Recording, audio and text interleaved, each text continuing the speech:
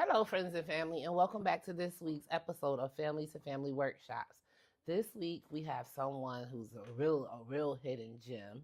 She is the daughter of our Grammy-nominated local lead, Jimmy Highsmith, or that she bring, and not just coming from Mr. Highsmith. Like she has her own plethora of things that she's gonna introduce to us. But before we get into that, we want to pay some bills. So I would like to, without further ado, thank St. Mark St. John's for allowing us to, use the space. We would like to thank ES&L Federal Credit Union. We would also like to thank the Freedom Scholars Learning Center, Inc.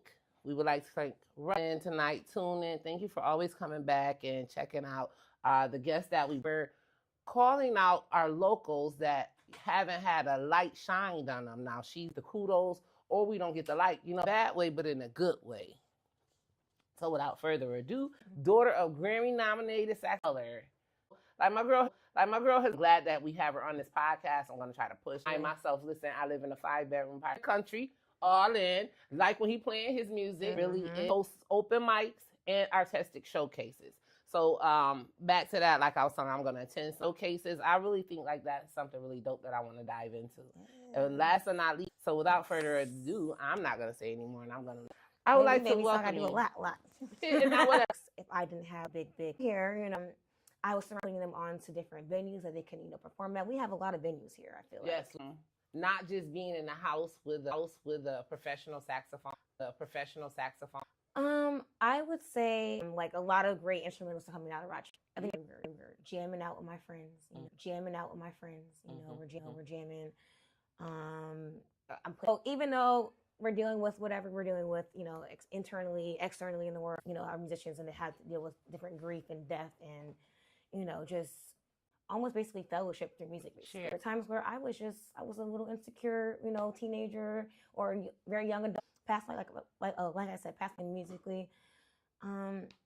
That's where the healing comes in. I feel like that's where, you feel a lot. Like how you broke it down, like friends telling you other music, because, as a person, R&B. Is if you're feeling on in the world, any English at all, the notes is the the same notes one. are first, some type of something that thing. Yeah. But then I never thought it's more music. Okay, if you don't mind me asking, what is one simple way? What you said. When you're doing jazz playing in the background, that's automatically just everything is very jazz, or whether it be that could just automatically calm you down. That overstimulated and like whatever, like something that is really going back to your present self, basically. So I don't know. I feel like that's a big one. Even when and then you be reminiscing. I'm a lot more present. You are a lot more which I feel like music. Someone's facility, and say, okay, I just want to come. And, like, have you had any pushback, or has it been okay? Like, well, of course. I have, like I said, I'll take a long resume of, like, knowledge. Okay, gotcha. At least I know that whatever else they have going on. I helped go out with the event that he had called for the event. It was open to children. It was open to playing along with what he had going on. So it was a lot of affirmations, like different events like that. Where I've just added, you know what? I actually, like most of my gigs are like playing like a fact. It's a fact. Go. Bigger level, I would say. Okay. But I mean, honestly, the music that I came up with, and that was just kind of was going off the vibe.